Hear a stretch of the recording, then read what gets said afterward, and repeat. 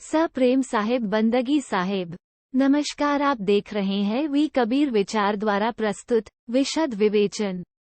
यह विवेचना विशुद्ध रूप से सद्गुरु कबीर साहिब द्वारा अपने परम शिष्य धनी धर्मदास जी साहिब को सत्योपदेशित सत्य ज्ञान पर आधारित हैं। विशद विवेचन के इस प्रकरण में हम वर्णन करने जा रहे हैं कि क्या गुरु के बिना भक्ति मुक्ति संभव है अथवा बिना गुरु के जीव का क्या परिणाम होता है। सभी धर्मों में, धर्म ग्रंथों में इस बात को बार बार दोहराया गया है कि बिना गुरु के आत्मा ज्ञान नहीं होता है। संसार में आत्मा ज्ञान, परमात्मा का ज्ञान जब भी किसी को हुआ है तो ब्रह्मनिष्ठ तत्ववेता सद्गुरु की शरण में जाने पर ही हुआ है।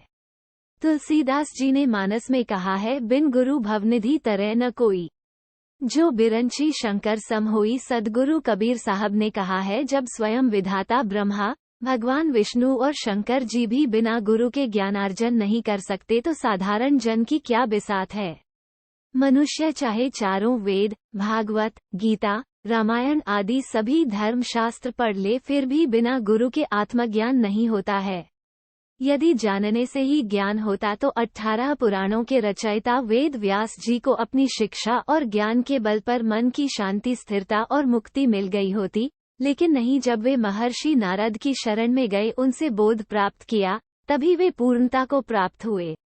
सद्गुरु कबीर साहब ने कहा है, चाहे जितना जप, तप, दान, योग, तीर्थाटन मनुष्य कर ले, परंतु सद्गुरु मिले बिना नाम दान नहीं मिलता और नाम के बिना जीव की मुक्ति नहीं होती है। मानव हृदय में व्याप्त अज्ञानता का अंधेरा सद्गुरु की शरण में जाकर आत्मज्ञान का प्रकाश प्राप्त करने पर ही दूर होता है। सद्गुरु की दया से ही समस्त भ्रमों संशय का विनाश होता है। काम, क्रोध, लोभ, मोह, अहंकार आदि विकारों के चक्कर में मानव 84 लाख योनियों में भटकता रहता है। यदि मानव तन पाकर भी जीव कबीर आत्म कल्याण का उपाय नहीं करता, तो ऐसे मानव को धिक्कार है। सद्गुरु साहब ने इस अंग में गुरु ज्ञान से वंचित निगुर लोगों को सचेत किया है कि वे शीघ्र सद्गुरु की शरण में जाकर अपना लौकिक, पालौकिक जीवन सफल बनाए। बिना गुरु के कोई प्राणी चाहे दिन भर में 100 बार स्मरण करे, सब व्यर्थ और निष्फल हो जाता है, क्योंकि जिस नाम से जीव की मुक्ति होगी वह तो सद्गुरु से ही मिल सकता है। कोई वेश्या स्त्री यदि सती होना चाहे तो किसके साथ सती होगी, जब उसका कोई स्वामी ही नहीं है। बिना गुरु के कोई चाहे दिन रात नाम का जप करता रहे और उसके हृदय में संतों के प्रति प्रेम का भाव भी नहीं है, तो सद्गुरु कबीर साहब कहते हैं कि ऐसे अभिमानी व्यक्ति का प्रयास कभी सफल नहीं होगा।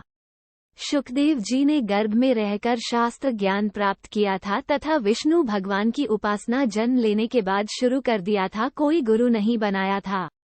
सद्गुरु कबीर साहब कहते हैं कि गुरुमुख न होने के कारण उन्हें बैकुंठ से वापस कर दिया गया, तब वे अत्यंत दुखी हुए। उन्होंने जब राजा जनक जी से गुरु दीक्षा ली, तभी वे भवबंधनों से मुक्त हो सके। जो बिना गुरु के माला फेरते हैं, दान देते हैं, उनका दान निष्फल हो जाता है, क्योंकि बिना आत्मा ज्ञान के सभी व्यर्थ हैं। वेद पुराण सभी इस बात को बार बार दोहराते हैं। चाहे करोड़ों चंद्रमा प्रकाशित हो जाए, हजारों करोड़ों सूर्य का प्रकाश फैल जाए, लेकिन बिना गुरु के हृदय का गहन अज्ञान रूपी अंधेरा कभी दूर नहीं हो सकता है। जब पूर्ण से पूर्ण का मिलन होता है, तभी पूर्ण ज्ञान मिलता है, अर्थात अधूरे ज्ञान से कोई कार्य सिद्ध नहीं होता है। इसीलिए सुयोग्य शिष्य को चाहिए कि पूरे मन से, पूर्ण समर्पण भाव से पूर्ण सद्गुरु की शरण में जाकर पूर्ण परमात्मा का ज्ञान प्राप्त करे। जो निगुर होते हैं वे ओछी चाल चलते हैं, उनका मन इधर उधर भटकता रहता है। जो स्त्री लोक लाज के डर से गुरु से पर्दा करती है, गुरु के मुख से निकले सत्य उपदेश को नहीं सुनती है, वो अगले जन्म में सुअर की योनि प्राप्त कर घूमती फिरती है। यदि हृदय कठोर है, अहंकार से भरा है, तो साथ कर लेने मात्र से कोई लाभ नहीं होता है। 9 नेजा की ऊंचाई तक पानी भर देने से भी एक पत्थर का किनारा तक नहीं भीगता। यदि हृदय में प्रेम भाव नहीं है तो संग साथ से कोई लाभ नहीं है। पत्थर के ऊपर झीनी वर्षा की झड़ी लगी रही, पत्थर के ऊपर की मिट्टी गीली होकर गल गई, परंतु पत्थर पूर्ववत कठोर का कठोर ही रह गया। भाव ये है कि सद्गुरु के अनुग्रह की वर्षा तो सभी के ऊपर समान रूप से होती है। जो सहृदय भक्त होते हैं वे आर्द्र होकर प्रेम मग्न हो जाते हैं। जो भाव शून्य निगुरा होते हैं वे पूर्ववत भाव शून्य शुष्क ही बने रहते हैं।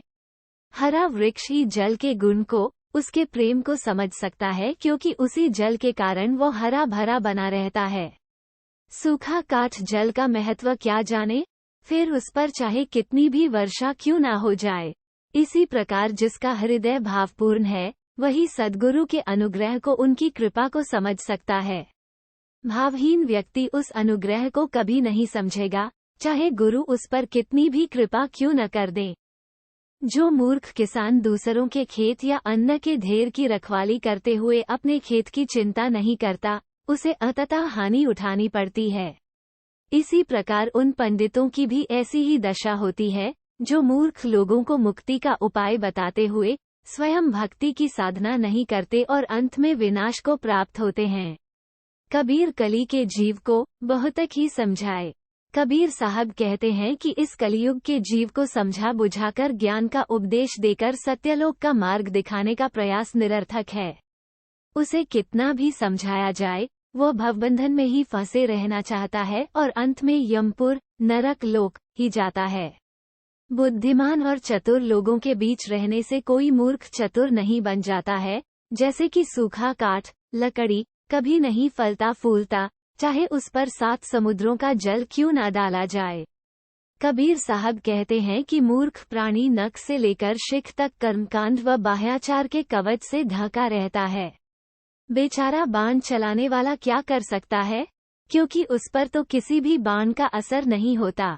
अर्थात विवेकहीन को ज्ञान का उपदेश देना व्यर्थ है। विवेकी व्यक्ति का हृदय पशु समान मूर्ख लोगों से अनेक बार मिलने पर भी नहीं खींचता, क्योंकि उन्हें बार बार ज्ञान देने पर भी वे नहीं समझते। जैसे कि ऊसर बंजर भूमि में कितने भी बीज बोए जाए, वे उगने वाले नहीं हैं।